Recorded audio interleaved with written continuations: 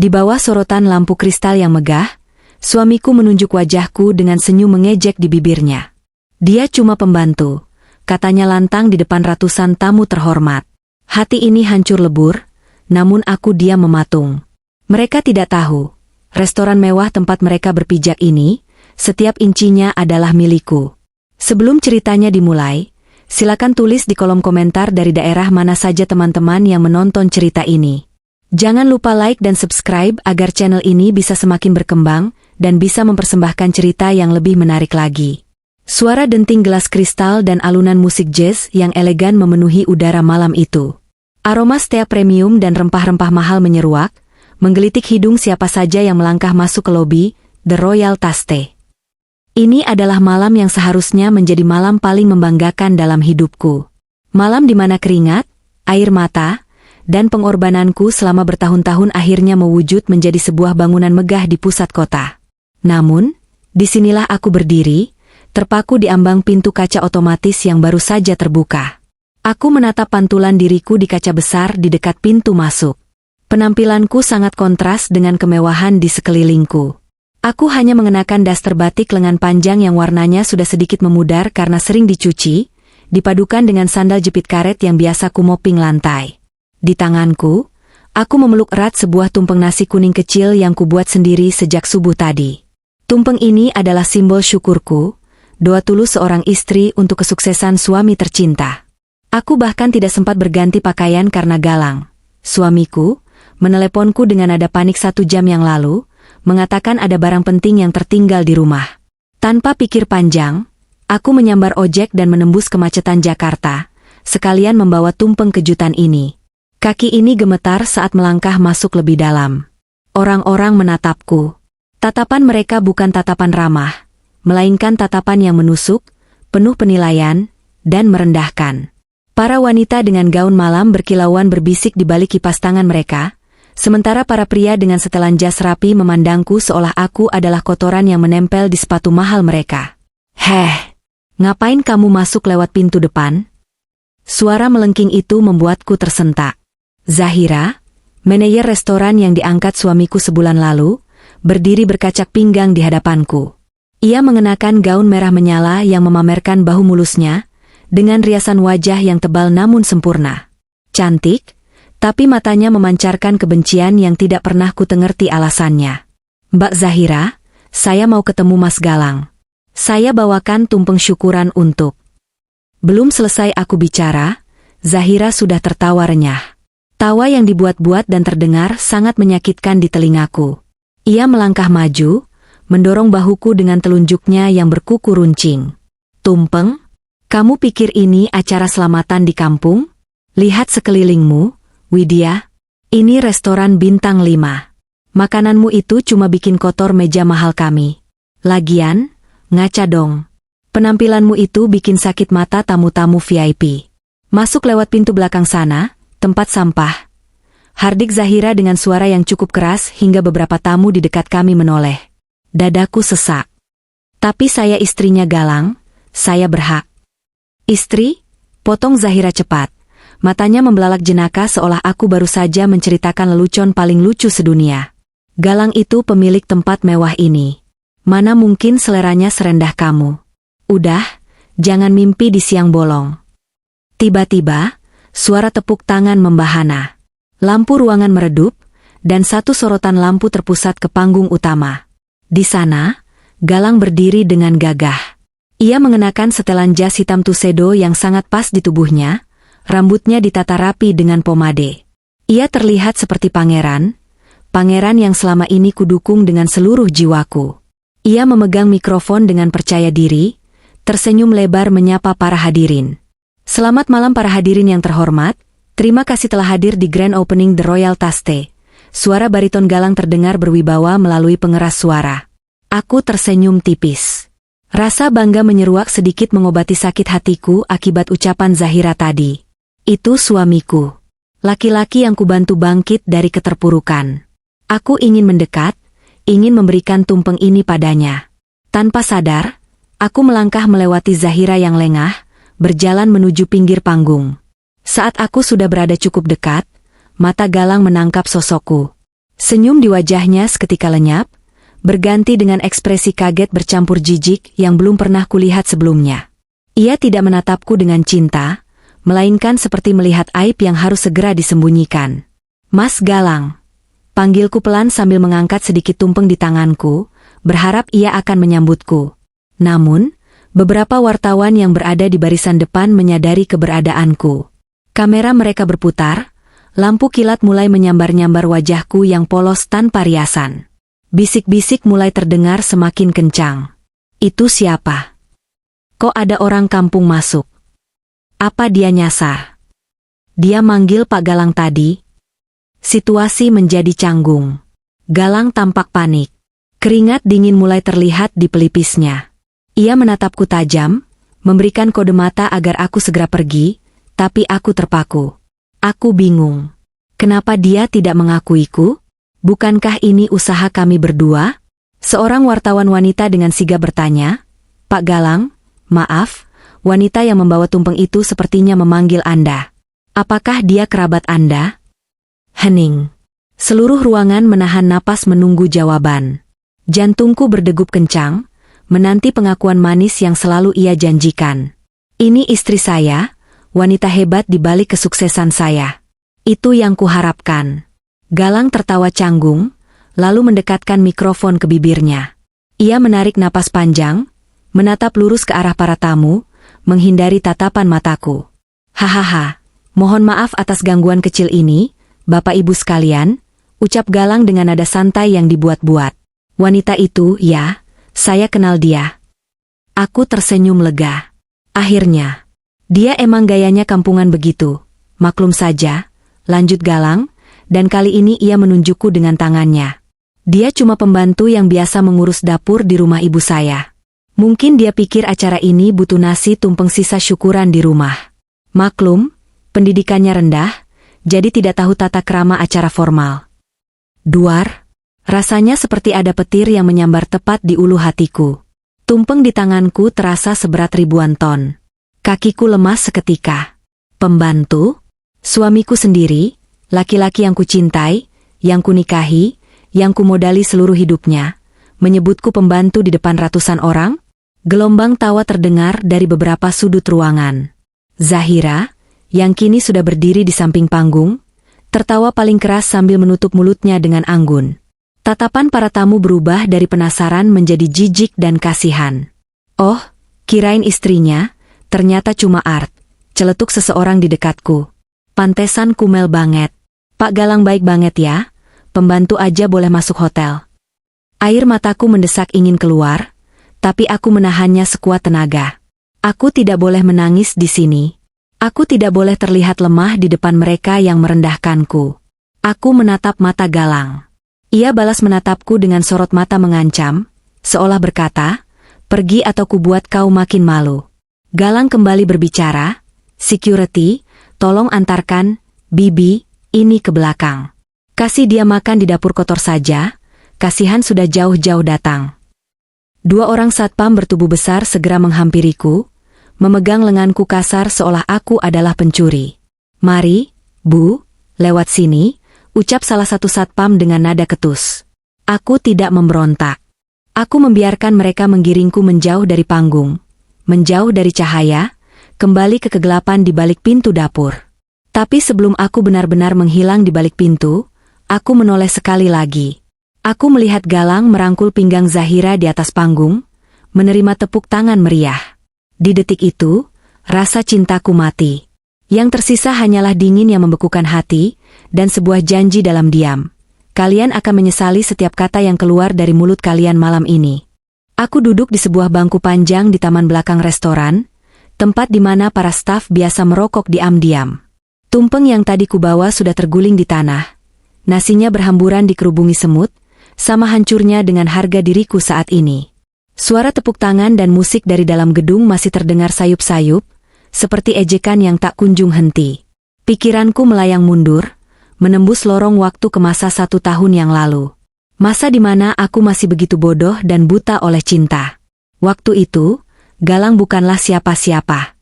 Dia hanya seorang karyawan biasa di sebuah perusahaan logistik yang gajinya pas-pasan, bahkan sering kurang untuk menutupi gaya hidupnya yang ingin terlihat parlente.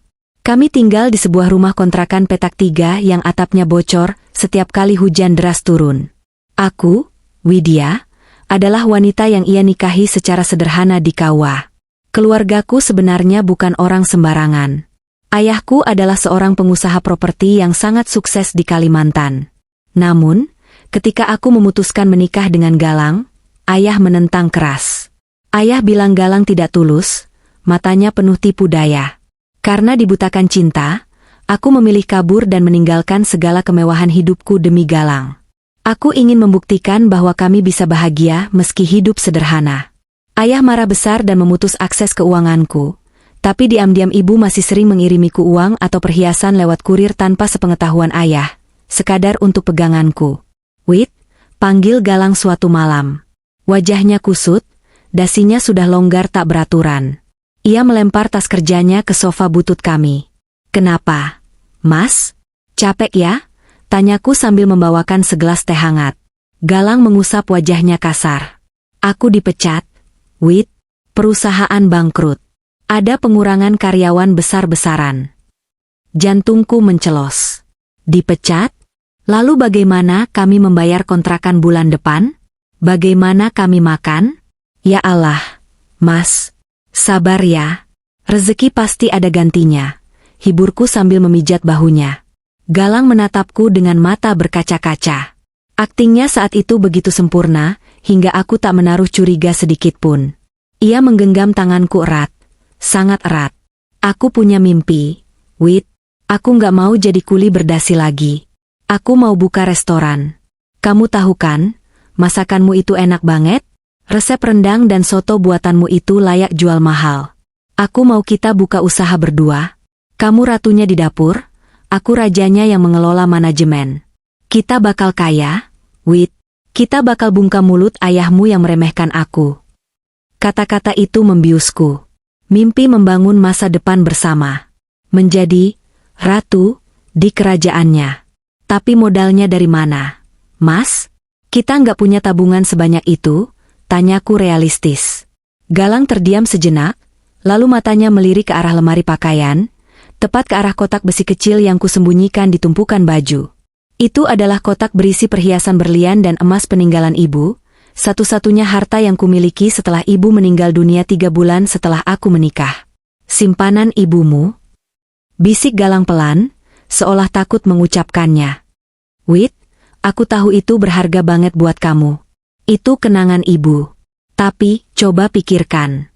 Ibu pasti di sana lebih bahagia kalau melihat anaknya sukses, bukan hidup susah di kontrakan bocor begini. Kalau kita jual perhiasan itu, kita bisa sewa ruko, beli peralatan, kita bisa mulai hidup baru. Aku bimbang. Perhiasan itu adalah nyawa bagiku. Cincin berlian biru itu adalah kesayangan ibu. Kalung emas itu selalu ibu pakai saat menggendongku kecil. Menjualnya terasa seperti mengkhianati ibu. Jangan, Mas. Itu punya ibu, tolakku halus. Galang langsung berlutut di kakiku. Ia menangis. Air matanya jatuh membasahi dasterku. Wit, tolong aku. Aku suami kamu. Aku kepala keluarga yang gagal kalau nggak bisa bahagiain kamu. Aku janji, demi Tuhan, begitu restoran sukses, aku bakal tebus lagi perhiasan itu. Bahkan aku bakal belikan yang lebih bagus 10 kali lipat. Ini pinjaman, Wit. Pinjaman buat masa depan kita. Percaya sama aku. Hati wanita mana yang tidak luluh melihat suaminya bersimpuh dan menangis demi masa depan bersama? Dengan tangan gemetar, aku mengambil kotak besi itu. Aku menyerahkan seluruh aset warisan ibu kepada Galang. Total nilainya jika diuangkan mencapai miliaran rupiah, cukup untuk membeli sebuah gedung ruko di lokasi strategis dan merenovasinya menjadi restoran mewah. Sejak hari itu, Galang berubah menjadi sangat sibuk. Ia yang mengurus pembelian gedung, perizinan, hingga renovasi. Ia melarangku ikut campur urusan administrasi dengan alasan, kamu fokus aja bikin resep yang enak, Wit. Jangan pusingin urusan kertas, nanti kamu stres. Biar aku laki-laki yang urus bagian pusing-pusingnya. Bodohnya, aku percaya. Aku menghabiskan waktu berbulan-bulan di dapur sempit kontrakan, melakukan percobaan resep, menyusun menu, hingga tanganku kapalan dan penuh luka bakar minyak panas. Sementara Galang, ia selalu pulang larut malam dengan alasan meeting dengan kontraktor atau lobbying investor tambahan. Dan uang bulanan? Galang selalu bilang uangnya habis diputar untuk modal. Sabar ya, sayang. Kita puasa dulu sekarang. Nanti pas panen, kamu tinggal tunjuk mau beli apa aja. Aku makan mie instan setiap hari, menjahit baju yang robek, dan menghemat listrik. Sementara Galang selalu tampil necis dengan baju-baju branded baru yang katanya pemberian rekan bisnis. Kini, di belakang gedung restoran yang kubeli dengan perhiasan ibuku, aku menyadari satu hal yang sangat menyakitkan. Galang tidak pernah berniat menjadikanku ratu. Ia hanya butuh modal. Ia butuh tangga untuk naik, dan akulah tangganya. Begitu ia sampai di atas, tangga itu ia tendang hingga jatuh. Mas Galang. Gumamku lirih, meremas kain dasterku hingga ku memutih. Kamu bukan cuma mencuri hartaku, kamu mencuri kenangan ibuku. Lamunanku buyar saat pintu dapur belakang terbuka kasar. Risa, sahabat lamaku sekaligus mantan asisten pribadi ayahku dulu, muncul dengan wajah panik. Risa adalah satu-satunya orang dari masa laluku yang masih berhubungan denganku diam-diam. Penampilannya rapi dengan setelan blazer kerja, sangat kontras denganku. Nona Widya, panggilnya, masih menggunakan panggilan hormat meski aku sudah melarangnya berkali-kali. Risa berlari kecil menghampiriku, matanya membelalak melihat tumpeng yang hancur di tanah. Ya ampun, Nona gak apa-apa? Saya tadi lihat di layar CCTV dari ruang kontrol, saya langsung lari ke sini. Kurang ajar si Galang itu. Aku menatap Risa dengan mata kering. Air mataku sudah habis. Risa, suaraku terdengar parau namun dingin, berbeda dari biasanya. Kamu masih pegang akses ke database perusahaan ayah yang bisa melacak aset. Risa terdiam sejenak, kaget dengan perubahan nada bicaraku. Ia mengangguk pelan. Masih, Non. Kenapa? Bagus, jawabku sambil berdiri. Aku membersihkan debu di dasterku dengan gerakan tenang yang menakutkan. Malam ini aku menangis. Tapi besok, pastikan kamu siap. Kita akan ambil kembali apa yang jadi milikku. Bukan cuma restorannya, tapi harga dirinya juga akan kuhancurkan sampai dia berharap dia tidak pernah dilahirkan. Risa menatapku takjub, lalu sebuah senyum miring terbit di bibirnya. Siap, Nona. Saya sudah menunggu perintah ini selama 1 tahun. Hujan deras mengguyur Jakarta malam itu, seolah langit turut menangisi kebodohanku yang selama ini tertidur pulas dalam selimut kebohongan. Kejadian ini berlangsung tepat 1 bulan sebelum malam peresmian restoran yang menjadi neraka bagiku. Saat itu, aku masih menjadi istri yang naif, istri yang percaya bahwa suaminya pulang larut malam demi membanting tulang untuk masa depan keluarga. Malam itu jarum jam dinding menunjuk angka 2 dini hari. Aku terbangun karena rasa haus yang mencekik tenggorokan. Dengan langkah gontai dan mata yang masih setengah terpejam, aku berjalan keluar kamar menuju dapur untuk mengambil segelas air. Rumah kontrakan kami sunyi, hanya suara rintik hujan yang menghantam atap seng yang terdengar riuh. Namun, saat aku melewati ruang kerja sempit yang biasa digunakan Galang, ruangan yang sebenarnya hanyalah gudang kecil yang kami bersihkan, aku mendengar suara tawa tertahan. Langkahku terhenti. Jantungku mulai berdegup tidak nyaman. Galang bilang dia akan lembur di lokasi proyek restoran malam ini, dan mungkin tidak pulang. Kenapa ada suaranya di dalam? Aku menajamkan telinga, menempelkan sisi kepalaku ke daun pintu yang terbuat dari triplek tipis. Suara Galang terdengar jelas, meskipun ia berusaha berbisik. Nada bicaranya berbeda dengan saat ia bicara padaku. Nadanya manja, merayu, dan menjijikkan. Iya, sayang sabar dong. Kamu pikir gampang ngibulin si Ijem itu? Ucap Galang diiringi kekeh kecil. Ijem? Siapa Ijem? Darahku berdesir hebat. Tanganku yang memegang gelas mulai gemetar. Aku tahu betul Galang tidak punya kerabat atau teman bernama Ijem. Dan panggilan, sayang, itu bukan untukku. Tenang aja, Zahira cintaku, sertifikat ruko itu aman. Namanya memang masih nama si Widya karena pembelian awal pakai duit warisan emaknya, tapi aku udah siapin surat kuasa jual di bawah tangan. Nanti pas dia lagi lengah atau pas tanda tangan dokumen catering, aku selipin.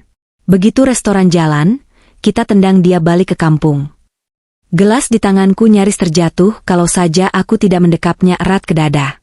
Rasanya seperti ada tangan tak kasat mata yang meremas jantungku hingga hancur. Zahira. Nama itu. Jadi wanita yang sering disebut Galang sebagai kandidat manajer potensial, itu bukan sekadar rekan kerja? Aku menahan napas, air mata mulai menggenang di pelupuk mata tanpa bisa kubendung. Kakiku lemas, tapi rasa ingin tahuku memaksaku untuk tetap berdiri di sana, mendengarkan setiap belati yang ditancapkan Galang melalui kata-katanya. Lagian kamu jangan khawatir soal modal tambahan buat renovasi interior yang kamu mau itu. Aku udah gadaikan sertifikat tanah orang tuaku di kampung rentenir online, plus aku gelapkan dikit dana dari investor yang namanya Bu Helena itu. Dia kan percaya banget sama konsep Chef Galang, dia nggak bakal cek detail pembukuan.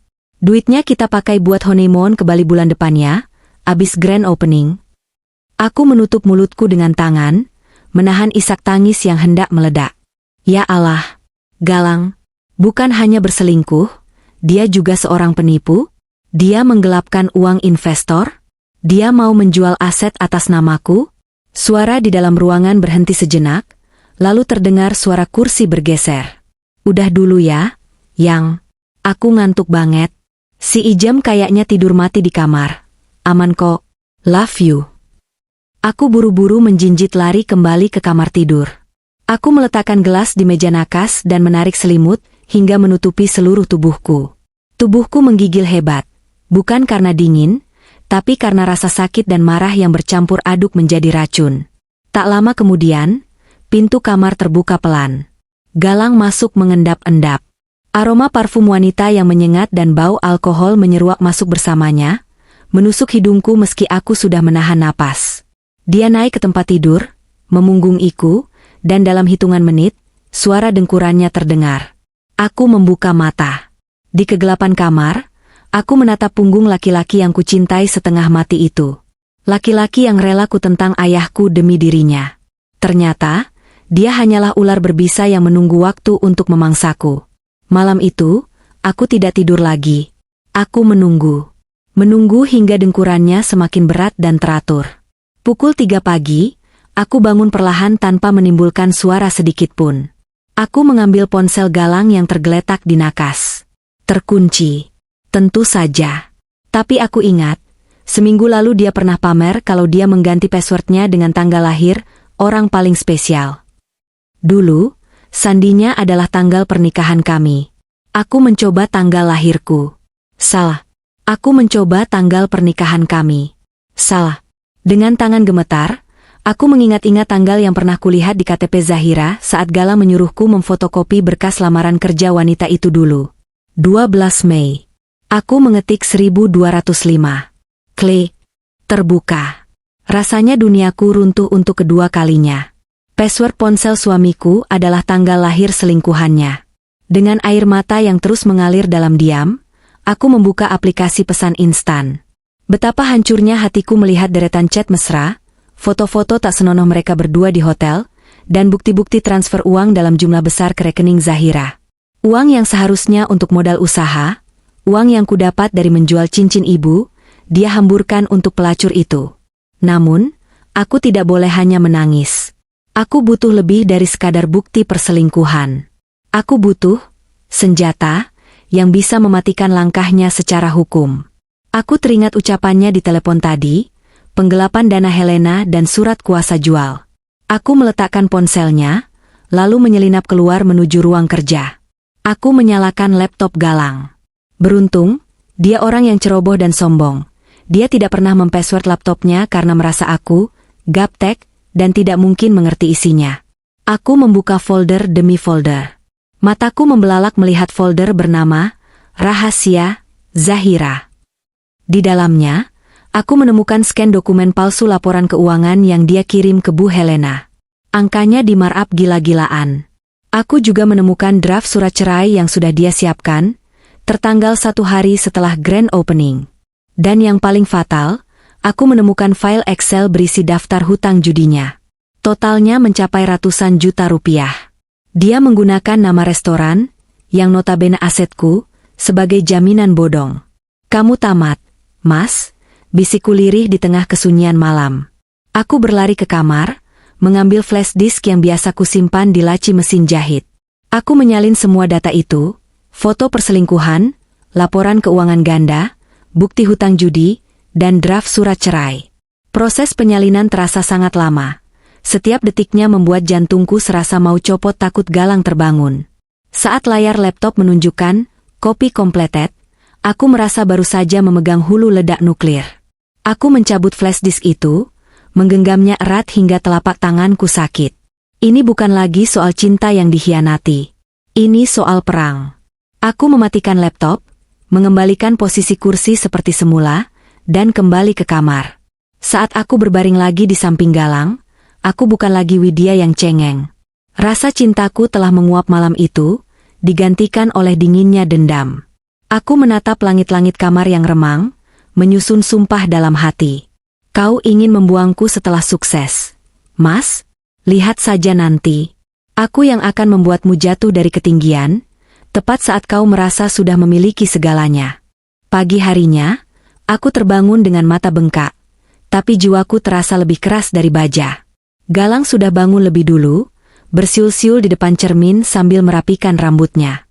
Pagi, sayang. Matamu kok bengkak? Nangis? Tanyanya tanpa menoleh.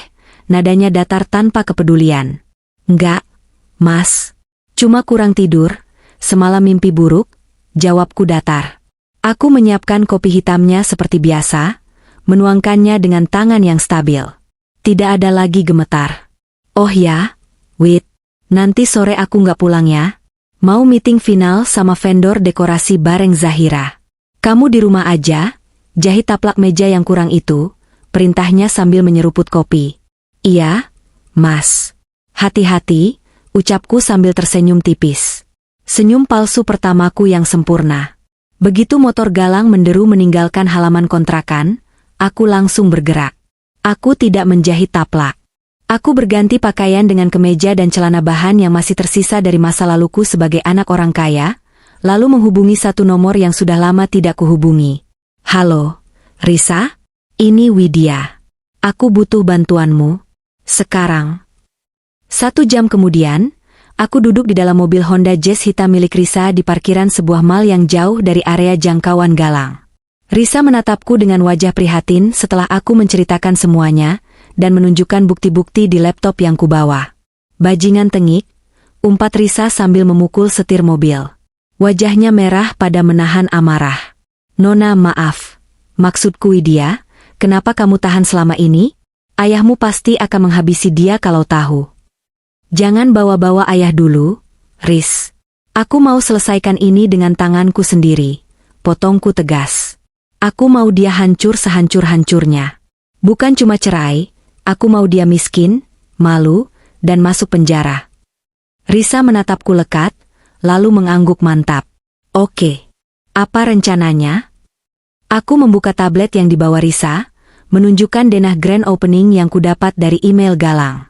Pertama, kita harus pastikan Helena datang. Galang bilang Helena mungkin berhalangan hadir dan hanya kirim wakil. Itu tidak boleh terjadi. Helena adalah kunci. Dia investor terbesar yang memegang 40% saham fiktif yang dijual Galang. Galang tidak tahu kalau Helena adalah teman arisan almarhumah ibuku dulu. Risa tersenyum licik. Gampang. Aku akan hubungi sekretaris Bu Helena. Aku akan bilang, putri sahabat lamanya, ingin memberikan kejutan di acara itu. Bu Helena pasti datang. Kedua, lanjutku sambil menunjuk data keuangan.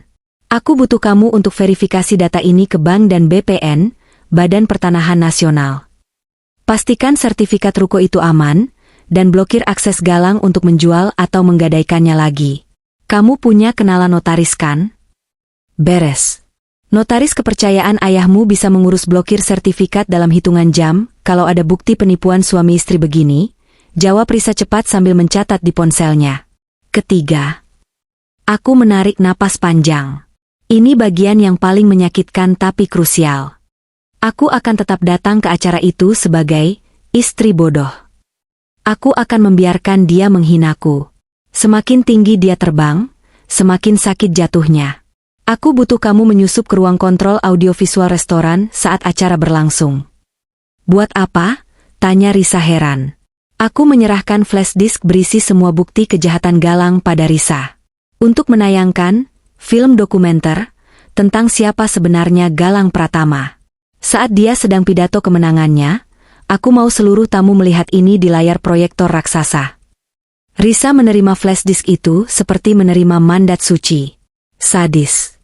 Aku suka. Hari-hari berikutnya berlalu dengan ketegangan yang mencekam. Di depan Galang, aku tetap menjadi Widya yang penurut, bodoh, dan kampungan. Aku bahkan sengaja berpakaian lebih lusuh dari biasanya untuk membuat dia semakin jijik dan lengah.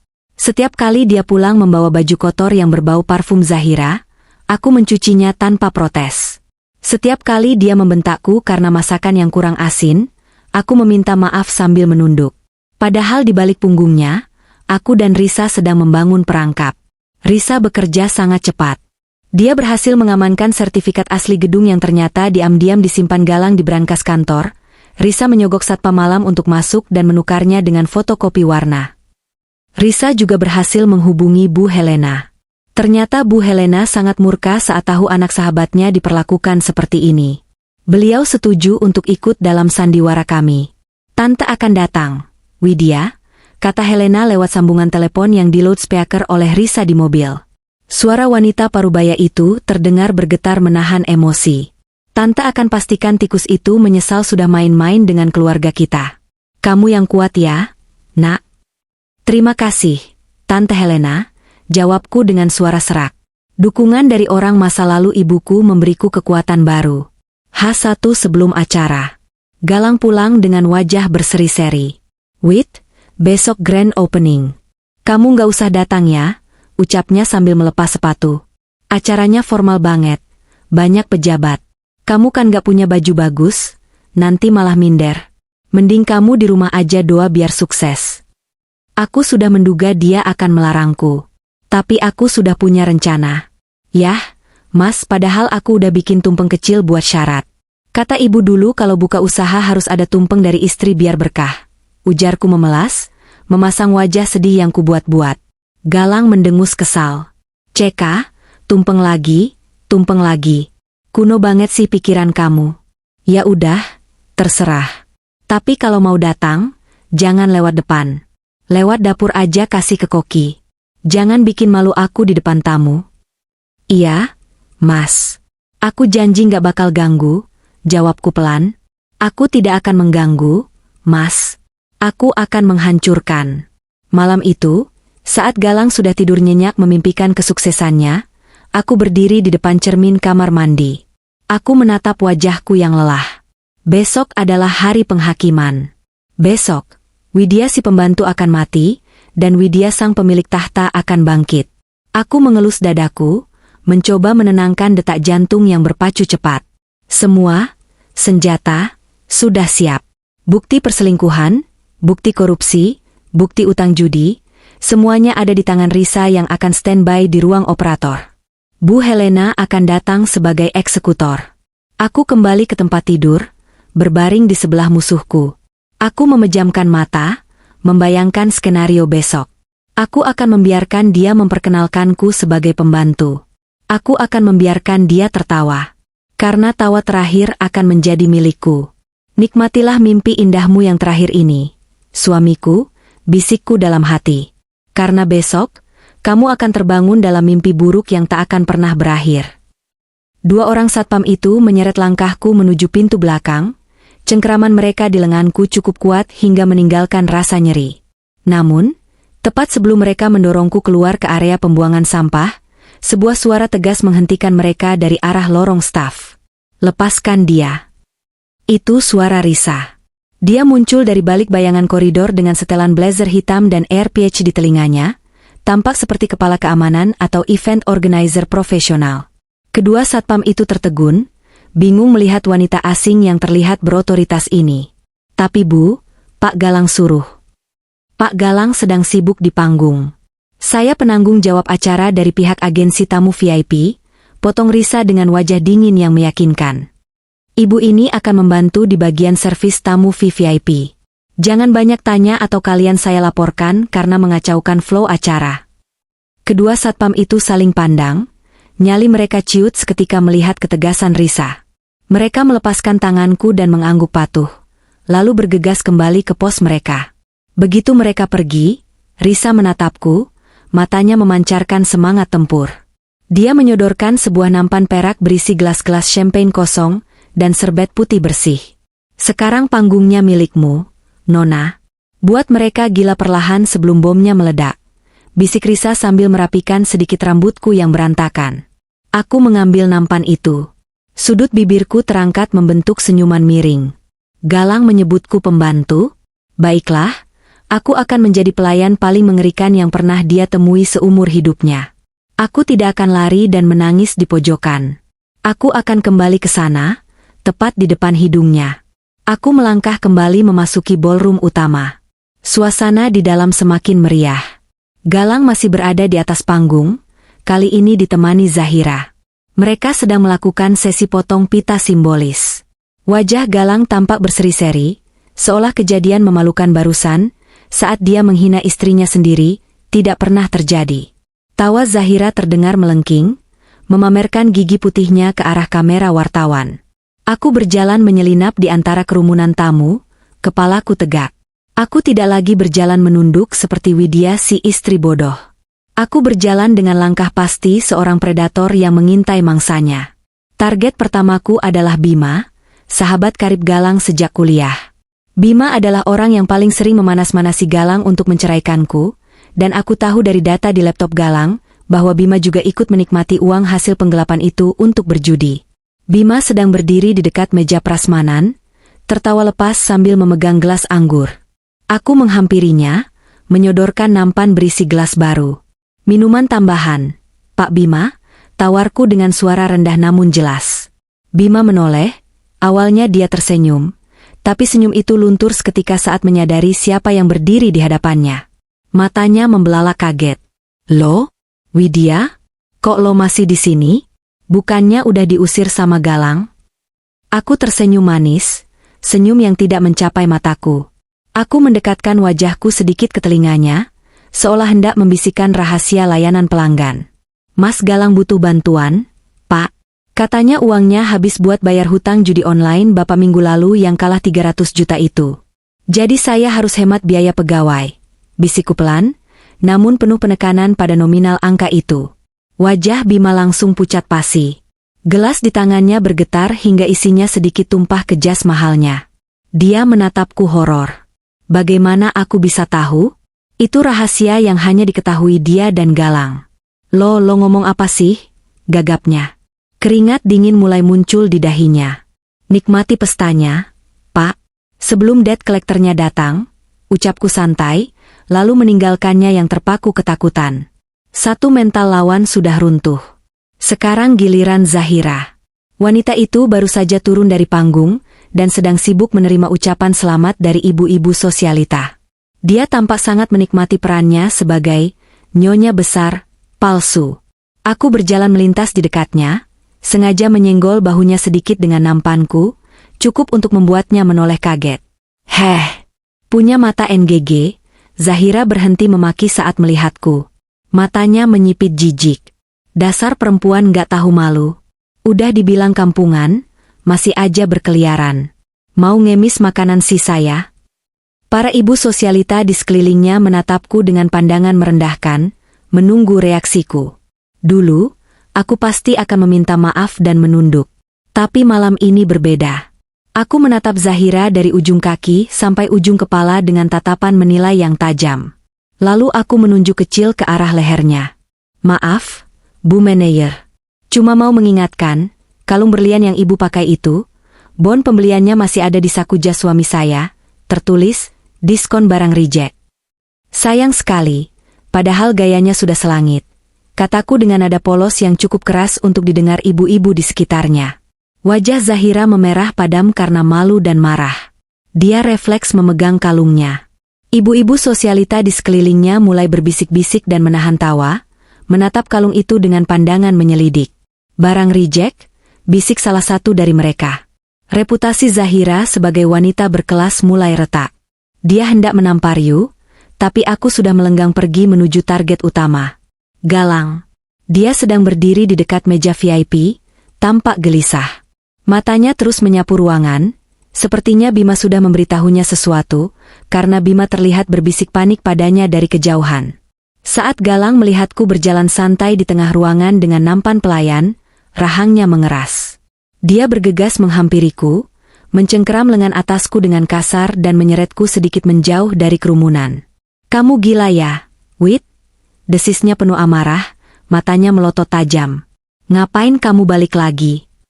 Mau bikin aku malu lagi? Pulang sekarang atau aku seret kamu." Aku tidak meringis kesakitan. Aku justru menatap matanya lekat-lekat, tatapan yang kosong dan dingin yang membuatnya refleks melonggarkan cengkeramannya karena bingung. "Aku cuma mau melayanimu sampai akhir, Mas," jawabku datar. "Kan kamu bilang aku pembantu. Jadi aku mau pastikan tuanku ini menikmati detik-detik terakhir kejayaannya." "Maksud kamu apa?" Galang mulai terdengar panik. Dia merasakan perubahan drastis dalam diriku. Widya yang dia kenal tidak pernah berani menatap matanya seperti ini.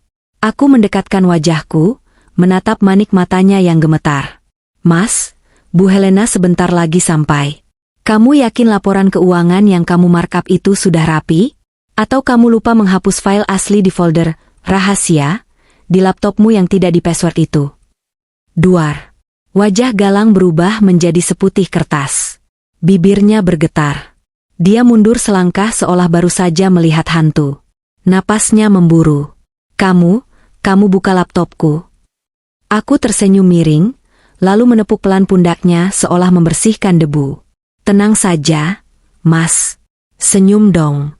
Tuh, wartawan lagi foto. Jangan kelihatan kayak maling yang ketahuan nyolong." Aku meninggalkannya yang berdiri mematung di tengah keramaian. Galang tampak seperti orang yang terkena serangan jantung ringan. Dia menoleh ke kanan dan kiri dengan paranoid, seolah setiap orang di ruangan itu tahu rahasianya. Dia melihat Bima yang ketakutan di pojokan, melihat Zahira yang sedang menahan malu dikerubungi ibu-ibu yang bertanya soal kalung reject, dan melihatku yang berdiri tenang di sudut ruangan seperti malaikat pencabut nyawa. Dia mencoba kembali tersenyum pada tamu lain, tapi senyumnya terlihat mengerikan. Tangannya gemetar hebat saat memegang gelas minumannya. Teror psikologis sudah bekerja. Dia tidak tahu kapan bom itu akan meledak, dan ketidaktahuan itu membunuhnya perlahan. Dia hancur dari dalam sebelum aku bahkan menyentuhnya. Suasana pesta yang tadinya penuh tawa palsu tiba-tiba berubah menjadi hening ketika pintu utama ballroom terbuka lebar. 2 orang pengawal berpakaian safari masuk lebih dulu, membuka jalan bagi tamu agung yang sudah ditunggu-tunggu. Sebuah mobil Rolls-Royce hitam berhenti tepat di lobi depan yang terlihat jelas dari pintu kaca. Seorang wanita paruh baya turun dengan anggun. Rambutnya disanggul rapi, mengenakan kebaya modern bernuansa emas dan selendang sutra. Aura wibawanya begitu kuat, hingga membuat udara di ruangan terasa lebih berat. Itu Bu Helena, investor utama, sekaligus pemilik grup perusahaan raksasa yang disegani di seluruh negeri. Galang yang sedari tadi gelisah langsung berusaha menata dirinya. Dia mengusap keringat dingin di wajahnya, memaksakan senyum penjilat andalannya, lalu menyikut Zahira agar ikut maju menyambut. "Itu Bu Helena. Ayo cepat, senyum yang manis," desis Galang pada Zahira. Mereka berdua berjalan cepat menuju pintu masuk, bersiap menyambut sang ratu uang. "Selamat malam, Ibu Helena yang terhormat," sapa Galang dengan suara lantang yang dibuat semanis mungkin, membungkuk hormat. Zahira di sampingnya ikut membungkuk, berusaha terlihat elegan meski matanya memancarkan ketamakan. "Suatu kehormatan besar Ibu bisa hadir di peresmian restoran sederhana kami. Saya Galang, dan ini manajer sekaligus rekan partner saya, Zahira." Galang mengulurkan tangannya, berharap dijabat. Semua mata tertuju pada momen itu. Wartawan bersiap memotret. Namun, Bu Helena tidak menyambut uluran tangan itu. Dia bahkan tidak melirik Galang. Matanya menatap lurus ke depan, melewati bahu Galang, seolah laki-laki di depannya hanyalah butiran debu tak kasat mata. Bu Helena terus berjalan, langkah kakinya menggema di lantai marmer, membelah kerumunan tamu yang otomatis minggir memberi jalan. Galang terdiam dengan tangan masih terulur di udara. Wajahnya merah padam karena malu. Bu Helena, panggilnya bingung. Bu Helena terus berjalan menuju pojok ruangan, tempat aku berdiri diam di samping meja catering dengan nampan yang sudah kuletakkan. Jantungku berdebar kencang, tapi aku menegakkan punggungku. Saatnya. Begitu Bu Helena sampai di hadapanku, suasana ruangan menjadi senyap total. Tidak ada yang berani bersuara. Bu Helena menatapku dengan mata berkaca-kaca, lalu secara mengejutkan, dia merentangkan kedua tangannya dan memelukku erat. Bukan pelukan basa-basi, tapi pelukan seorang ibu pada anaknya. Maafkan tante baru datang sekarang. Nak, bisik Bu Helena di telingaku, suaranya bergetar. Ibumu pasti bangga melihat betapa kuatnya kamu bertahan. Lalu Bu Helena melepaskan pelukannya, memegang kedua bahuku, dan berbalik menghadap ke arah kerumunan tamu. Dia menatap tajam ke arah Galang yang masih bengong di dekat pintu. Kalian semua bertanya-tanya siapa wanita ini? Suara Bu Helena menggelegar tanpa perlu mikrofon. Karismanya membungkam seluruh ruangan. Tadi saya dengar ada yang menyebutnya pembantu. Galang tertawa gugup, mencoba mencairkan suasana yang mencekam. Bu Helena itu, dia memang istri saya, tapi dia cuma orang kampung yang biasa bantu-bantu di dapur. Maaf kalau penampilannya mengganggu pemandangan ibu. Security. Bawa dia keluar sekarang. Diam kamu, bentak Bu Helena. Suaranya begitu keras, hingga Galang tersentak mundur. Orang yang kamu sebut pembantu dan orang kampung ini, lanjut Bu Helena sambil menunjukku, adalah Widya. Putri tunggal dari sahabat saya, almarhumah Ibu Pertiwi. Dia adalah pemilik sah dari tanah dan gedung tempat kalian berdiri sekarang. Dia adalah komisaris utama yang uangnya kamu pakai untuk berlagak jadi bos di sini. Geger. Seluruh ruangan meledak dalam keriuhan. Bisik-bisik berubah menjadi seruan kaget. Wartawan yang tadinya malas-malasan langsung merangsek maju. Kamera mereka kini terarah padaku, bukan pada Galang. Apa? Pemilik gedung? Jadi Pak Galang cuma numpang? Istrinya anak konglomerat? Wajah Galang berubah dari merah menjadi abu-abu, lalu pucat pasi seperti mayat. Matanya melotot nyaris keluar. Zahira menutup mulutnya tak percaya, kakinya goyah. Enggak mungkin, gumam Galang, suaranya hilang ditelan keriuhan. Dia cuma anak yatim piatu miskin. Itu yang kamu yakini karena kebodohanmu sendiri, sahutku lantang. Aku melangkah maju, keluar dari bayang-bayang Bu Helena. Risa, sekarang, teriakku. Lampu ballroom tiba-tiba padam total. Dalam kegelapan, satu-satunya cahaya berasal dari layar proyektor raksasa di belakang panggung yang tiba-tiba menyala terang. Risa telah mengambil alih kendali. Gambar pertama muncul, scan sertifikat tanah dan IMB gedung restoran. Di sana tertulis jelas dengan huruf besar, pemilik, Widya Prameswari. Gambar berganti, bukti transfer dari rekening pribadiku ke rekening perusahaan konstruksi setahun lalu. Jumlahnya miliaran rupiah. Tanggalnya jelas, sebelum Galang punya uang sepeser pun. Lihat itu, seruku, menunjuk ke layar. Suaraku menggema di tengah kegelapan, menghukum Galang. Restoran ini, gedung ini, semuanya dibeli dengan uang warisan ibuku yang kujual demi mimpi suamiku. Dan apa balasannya? Layar berganti lagi. Kali ini bukan dokumen, tapi foto-foto. Foto Galang dan Zahira sedang berciuman mesra di Bali. Foto mereka check-in di hotel mewah menggunakan kartu kredit perusahaan. Lalu muncul tangkapan layar percakapan WhatsApp mereka. Galang, tenang aja Yang, si Widya itu goblok. Nanti abis opening kita ceraiin dia, kita tendang dia ke jalanan tanpa sepeser pun. Zahira, hahaha, iya mas. Jijik aku lihat dia pakai daster terus. Terdengar seruan jijik dari para tamu undangan. Gila, jahat banget. Suami macam apa itu? Dasar parasit. Galang dan Zahira berdiri mematung di bawah sorotan cahaya proyektor yang kini menampilkan dosa-dosa mereka. Mereka tidak bisa lari. Wajah mereka terpampang jelas di layar raksasa di belakang mereka, sementara wujud asli mereka berdiri gemetar di depan panggung. Gambar terakhir muncul, dan ini adalah pukulan mematikan. Sebuah tabel Excel berisi laporan keuangan asli versus laporan palsu yang dikirim ke investor, Bersandingan dengan data hutang judi online Galang yang menggunakan sertifikat restoran, yang ternyata palsu buatan Galang, sebagai jaminan. Bapak Ibu sekalian, suaraku tenang namun tajam, membelah kerumunan. Lampu ruangan kembali menyala redup, menyorotku sebagai pusat perhatian. Laki-laki ini bukan pengusaha sukses. Dia adalah penipu yang menggelapkan dana investasi Bu Helena, dan menggunakan uang perusahaan untuk judi serta membiayai selingkuhannya. Aku berjalan mendekati Galang. Dia sudah tidak punya tenaga untuk marah. Dia roboh, berlutut di lantai karena kakinya lemas. Air mata ketakutan mulai mengalir di wajahnya. Widya, dengerin aku dulu.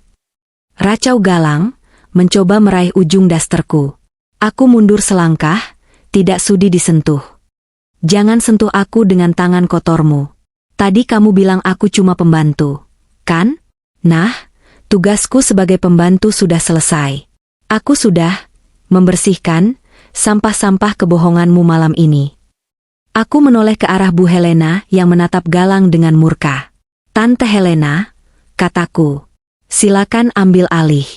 Sebagai pemegang saham mayoritas dan pemilik gedung, saya serahkan penipu ini untuk diproses sesuai hukum. Bu Helena mengangguk, lalu memberi isyarat ke arah pintu. Polisi, masuk. Malam pesta yang seharusnya menjadi penobatan Galang sebagai raja, kini berubah menjadi panggung eksekusi bagi harga dirinya. Dan aku, sang pembantu, berdiri tegak menyaksikan kehancurannya. Suara langkah kaki tegas dari sepatu bot militer beradu dengan lantai marmer yang licin, menciptakan irama mencekam yang membelah keheningan ballroom. 4 orang petugas kepolisian berseragam lengkap, diikuti 2 orang penyidik berpakaian preman, melangkah masuk dengan wajah tanpa ekspresi. Mereka bukan tamu undangan, namun kehadiran mereka jauh lebih mengintimidasi daripada miliarder manapun yang hadir di ruangan ini. Aura pesta yang tadinya megas ketika lenyap, berganti menjadi ketegangan yang menyesakkan dada, seolah oksigen di ruangan itu tersedot habis. Galang masih berlutut di lantai, tubuhnya gemetar hebat seperti daun kering yang ditiup angin badai. Wajahnya yang tadi sombong kini basah oleh air mata dan keringat dingin yang melunturkan bedak mahalnya. Ia menatap sepatu petugas polisi yang berhenti tepat di depan lututnya, lalu mendongak perlahan dengan tatapan memohon yang menyedihkan. Pak polisi, ini pasti ada kesalahpahaman. Racau Galang dengan suara parau, berusaha berdiri namun kakinya terlalu lemas untuk menopang tubuhnya sendiri. Ia merangkak mundur, mencoba menjauh. Saya pemilik tempat ini. Wanita itu yang bikin onar. Dia memfitnah saya. Tangkap dia. Salah satu penyidik maju, mengeluarkan selembar kertas yang terlipat rapi dari saku jaket kulitnya. Ia membuka kertas itu dengan gerakan tenang namun mematikan, lalu membacakannya dengan suara lantang yang menggema ke seluruh penjuru ruangan tanpa perlu pengeras suara. Saudara Galang Pratama, ucap penyidik itu tegas. Matanya menatap tajam ke arah Galang. Berdasarkan laporan Saudari Widya Prameswari dan Ibu Helena Wijaya, serta bukti-bukti otentik yang telah kami verifikasi, Anda kami tangkap atas dugaan tindak pidana penipuan, penggelapan dana investasi senilai 2 miliar rupiah, pemalsuan dokumen sertifikat tanah, serta penyalahgunaan aset perusahaan untuk perjudian ilegal.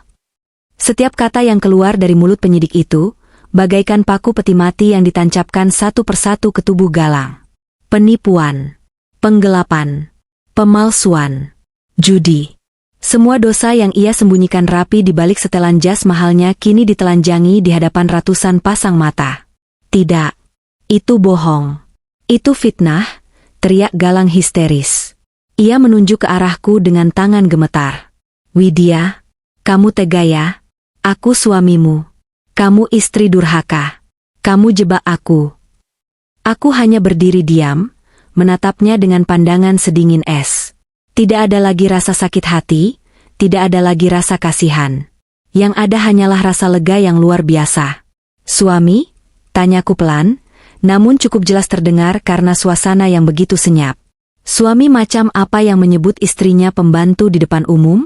Suami macam apa yang memalsukan tanda tangan istrinya untuk menjual aset warisan ibunya demi perempuan lain? Aku melangkah maju mendekatinya. Galang terdiam, napasnya memburu. Kamu bukan suamiku lagi, Galang, lanjutku tegas. Mulai detik ini, kamu hanyalah tersangka. Dan aku adalah saksi yang akan memastikan kamu membusuk di penjara sampai kamu lupa bagaimana rasanya menghirup udara bebas. Dua petugas polisi langsung bergerak sigap. Mereka menarik kedua tangan Galang ke belakang punggungnya. Bunyi klik dari borgol besi yang terkunci terdengar sangat nyaring, menyayat hati siapapun yang mendengarnya. Namun bagiku itu adalah bunyi kemenangan. Galang memberontak, meronta-ronta seperti binatang liar yang terperangkap. Lepasin. Saya orang kaya. Saya punya pengacara. Zahira. Zahira, bantuin aku. Telepon pengacara, teriak Galang panik, matanya liar mencari sosok selingkuhannya. Namun Zahira tidak ada di tempatnya berdiri tadi. Saat kekacauan terjadi, Zahira rupanya mencoba menyelinap pergi. Ia berusaha berbaur dengan kerumunan tamu yang ketakutan, berjalan mengendap-endap menuju pintu keluar samping sambil menutupi wajahnya dengan clutch bag mewahnya. Gaun merahnya yang menyolok justru membuatnya sangat mudah terlihat. Mau kemana, Nyonya Meneyer? Risa sudah berdiri di depan pintu keluar samping, melipat kedua tangannya di dada dengan senyum sinis. Di belakang Risa, dua orang polisi wanita, Polwan, sudah menunggu. Zahira terlonjak kaget. Wajahnya pucat pasi, riasannya luntur. Minggir. Saya nggak ada urusannya sama masalah ini. Saya cuma karyawan. Saya nggak tahu apa-apa soal uang itu. Pekik Zahira histeris, mencoba mendorong tubuh Risa. Risa tidak bergeming sedikit pun. Ia justru tertawa kecil. Cuma karyawan? Bukannya tadi di panggung kamu diperkenalkan sebagai partner? Dan di bukti chat yang terpampang di layar tadi, kamu jelas-jelas kongkol untuk menikmati uang hasil kejahatan itu. Kamu pikir kamu bisa lari bawa tas Hermes hasil uang curian itu? Saudari Zahira, ucap salah satu polwan sambil memegang bahu Zahira dengan kuat. Anda juga kami amankan sebagai terduga penadah dan turut serta dalam tindak pidana penggelapan. Silakan ikut kami ke kantor. Enggak mau. Lepasin. Aku enggak salah. Galang yang ngajak aku. Galang yang kasih uang itu, jerit Zahira. Ia menangis meraung-raung, kakinya menendang-nendang udara saat polwan menyeretnya. Keanggunan palsu yang ia pamerkan sepanjang malam hancur lebur. Ia terlihat menyedihkan, persis seperti orang gila yang kehilangan akal sehat. Para tamu undangan, yang sebagian besar adalah kolega bisnis dan sosialita, tidak melewatkan momen ini. Ponsel-ponsel pintar mereka teracung tinggi, merekam setiap detik adegan penangkapan itu. Lampu flash kamera berkedip-kedip tanpa henti, mengabadikan jatuhnya seorang penipu yang sempat mereka kagumi beberapa menit yang lalu. Besok pagi, wajah Galang dan Zahira pasti akan menghiasi halaman depan koran dan viral di semua media sosial dengan tajuk utama yang memalukan. Galang yang sedang diseret melewati kerumunan tamu berusaha mencari simpati. Ia melihat Bima, sahabatnya. Bima. Tolongin gue, Bim. Bilang sama mereka gue orang baik. Bima, yang wajahnya masih pucat karena ancamanku sebelumnya, langsung membuang muka. Ia mundur ke belakang kerumunan, berpura-pura sibuk dengan ponselnya, sama sekali tidak mau dikaitkan dengan Galang. Persahabatan mereka hancur seketika saat kepentingan pribadi terancam. Galang melolong kecewa, menyadari bahwa di saat jatuhnya, ia benar-benar sendirian. Saat petugas hendak membawa Galang keluar pintu utama, Galang tiba-tiba menjatuhkan dirinya ke lantai, menolak untuk berjalan. Ia menyeret tubuhnya ke arah Bu Helena yang masih berdiri di sampingku. Bu Helena, ibu kan baik, tolong saya, Bu. Saya janji balikin uangnya. Jangan penjarakan saya, Bu. Kasihan orang tua saya di kampung. Ratap Galang sambil mencium ujung sepatu hak tinggi Bu Helena. Pemandangan itu sangat ironis. Laki-laki yang tadi berdiri gagah di panggung kini, merendah serendah-rendahnya di kaki wanita yang ia tipu. Bu Helena menarik kakinya dengan jijik, seolah baru saja menginjak kotoran. Wajah keibuan Bu Helena telah hilang, digantikan oleh wajah keras seorang pengusaha yang tidak mentolerir pengkhianatan. Kamu baru ingat orang tuamu sekarang? Tanya Bu Helena dingin. Di mana ingatanmu tentang orang tua saat kamu menghina istrimu yang sudah berkorban nyawa buat kamu? Uang bisa dicari, Galang. Tapi kepercayaan yang sudah kamu rusak, tidak akan pernah bisa kembali. Bawa dia pergi, Pak. Saya muak melihat wajahnya. Polisi menarik paksa Galang agar berdiri. Galang menangis meraung-raung, suaranya memenuhi lobi hotel yang megah. Widya, Widya maafin aku.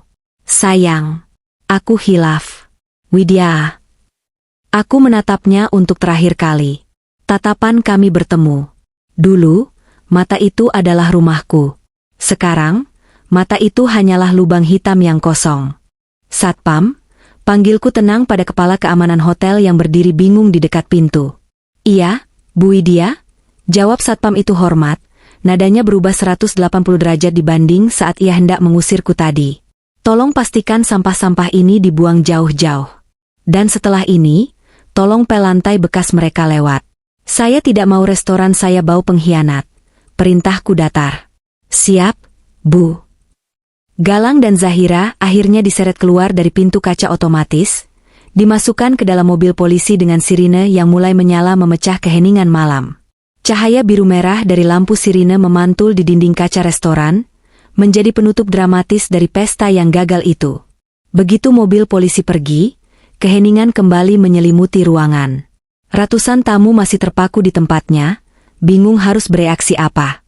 Mereka memandangku dengan tatapan baru. Bukan lagi tatapan merendahkan, tapi tatapan takut, hormat, dan segan. Aku menarik napas panjang, menghirup udara yang tiba-tiba terasa sangat segar dan ringan. Beban yang menindih dadaku selama setahun terakhir telah terangkat. Bu Helena menepuk bahuku pelan. Sudah selesai, Nak.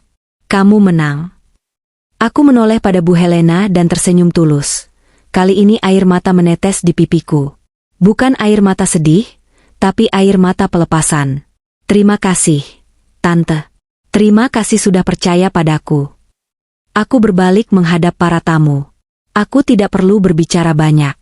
Keberadaanku di sana, berdiri tegak dengan daster batik sederhanaku di tengah kemewahan yang palsu ini, sudah menjadi pernyataan yang paling kuat. Bahwa emas akan tetap menjadi emas meski disembunyikan di dalam lumpur, dan sampah akan tetap menjadi sampah meski dibungkus sutra. Malam ini, Jakarta menjadi saksi. Nyonya di balik celemek pembantu itu telah kembali ke tahtanya. Aroma serai, daun jeruk, dan santan yang gurih memenuhi udara, bercampur dengan wangi bunga melati segar yang diletakkan di setiap vas meja. Cahaya matahari sore menerobos masuk melalui jendela-jendela kaca besar yang bersih berkilau, menciptakan suasana hangat dan nyaman di dalam restoran Widya S. Grace. Tidak ada lagi dekorasi emas berlebihan yang norak dan sombong seperti dulu. Restoran ini telah kurenovasi total. Kini, nuansanya lebih homey, elegan dengan sentuhan tradisional Indonesia yang kental.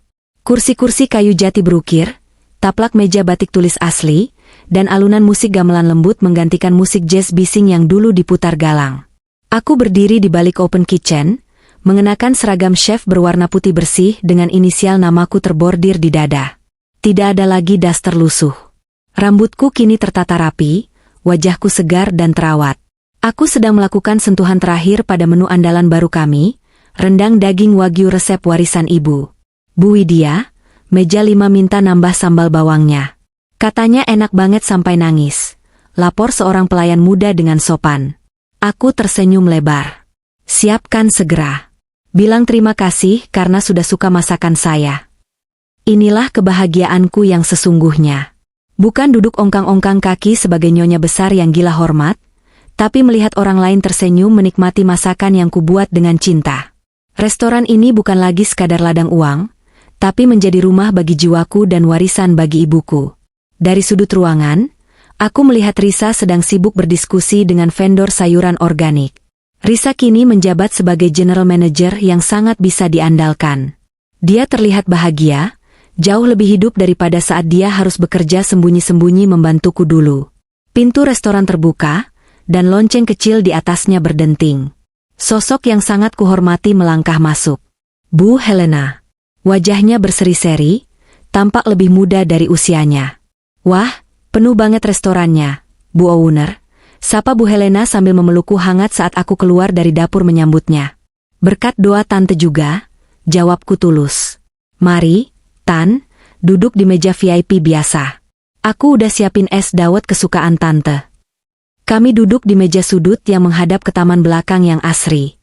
Sambil menikmati es dawet, Bu Helena meletakkan sebuah amplop coklat di atas meja. Surat dari pengadilan, kata Bu Helena pelan. Banding Galang ditolak. Dia tetap divonis 5 tahun penjara. Aset-aset yang dia sembunyikan atas nama orang lain juga sudah berhasil disita negara untuk bayar hutang ke investor lain. Aku menatap amplop itu tanpa minat untuk menyentuhnya. Nama Galang sudah tidak lagi menimbulkan getaran apapun di hatiku. Hanya rasa kasihan yang hampa. Kudengar hidupnya di dalam sana berat, lanjut Bu Helena. Teman satu selnya tahu kasusnya karena sempat viral. Penipu yang menipu istri sendiri itu dianggap sampah bahkan oleh penjahat lain di penjara. Dia sering dipukuli, kurus kering, dan sakit-sakitan. Keluarganya di kampung juga sudah tidak mau mengakuinya lagi karena malu. Aku mengangguk pelan. Itu pilihan hidupnya, Tan. Dia yang menanam, dia yang menuai. Lalu perempuan itu, Zahira? Tanya Bu Helena, menyebut nama itu dengan nada tidak suka. Risa bilang dia sudah bebas bulan lalu karena hukumannya lebih ringan. Jawabku sambil mengaduk es dawet. Tapi tidak ada perusahaan yang mau menerima dia kerja. Jejak digitalnya terlalu buruk. Terakhir Risa lihat, dia jadi tukang cuci piring di warung tenda pecel lele di pinggiran Bekasi. Wajahnya rusak karena pakai krim abal-abal, dan dia sering dimarahi pemilik warung di depan pembeli. Karma itu nyata, dan dia bekerja dengan cara yang puitis. Zahira yang dulu menghinaku sebagai pembantu dan jijik melihat tumpengku, kini harus menghabiskan hari-harinya berkutat dengan sisa makanan orang lain dan kotoran piring. Persis seperti apa yang dia tuduhkan padaku dulu. Bedanya, aku melakukan pekerjaan itu dengan kehormatan sebagai istri, sementara dia melakukannya sebagai konsekuensi dari keserakahan. Sudahlah, Tan.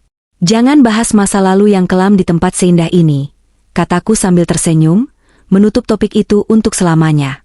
Tante tahu, bulan depan aku berencana buka cabang di Bali, tanah kelahiran ibu. Mata Bu Helena berbinar. Itu berita bagus. Ibumu pasti sedang tersenyum lebar di surga sana. Sore itu berlalu dengan tawa dan rencana masa depan yang cerah. Saat matahari mulai terbenam, menyisakan semburat jingga di langit Jakarta, aku menyempatkan diri duduk sendirian di bangku taman belakang. Bangku yang sama tempat aku dulu menangis saat diusir Galang. Bedanya, sekarang bangku ini sudah dicat baru, dikelilingi bunga mawar yang bermekaran. Aku memandang langit, merasakan hembusan angin sore membelai wajahku. Aku teringat Widya yang dulu. Widya yang naif, yang rela menyerahkan segalanya demi cinta buta. Aku tidak membencinya. Justru aku berterima kasih padanya. Karena rasa sakit yang dia rasakan, aku bisa bangkit menjadi wanita sekuat baja seperti hari ini. Aku mengambil ponselku, membuka galeri foto. Bukan foto kenangan dengan Galang, foto itu sudah lama kuhapus bersih. Tapi foto lukisan ibu yang terpajang di lobi depan restoran. Bu, bisikku pada angin. Anakmu berhasil.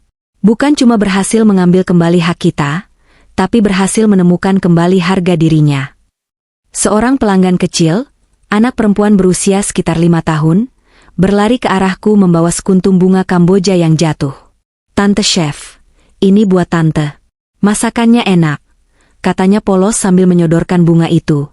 Aku menerima bunga itu dan berjongkok menyamakan tinggiku dengannya. Terima kasih, sayang. Siapa namamu? Putri, jawabnya malu-malu lalu berlari kembali ke orang tuanya. Aku menatap bunga Kamboja di tanganku, lalu menatap restoran yang ramai di belakangku. Lampu-lampu kuning hangat mulai menyala, suara denting sendok garpu dan tawa pelanggan terdengar seperti musik orkestra yang paling indah. Hidup tidak berakhir saat kita dikhianati. Hidup justru baru dimulai saat kita memutuskan untuk tidak lagi menjadi korban. Galang dan Zahira mungkin masih terjebak dalam penyesalan mereka di luar sana, dalam dingin dan gelapnya dunia yang mereka ciptakan sendiri. Tapi aku ada di sini, di dalam cahaya yang kubangun dengan tanganku sendiri, menikmati setiap detik kemenangan yang damai. Aku berdiri, menyelipkan bunga Kamboja itu di telingaku, dan melangkah kembali masuk ke dalam restoran. Masih banyak pelanggan yang harus kulayani, masih banyak resep yang harus diciptakan, dan masih banyak kebahagiaan yang harus dirayakan. Inilah hidup baruku. Dan kali ini, akulah satu-satunya penulis skenarionya.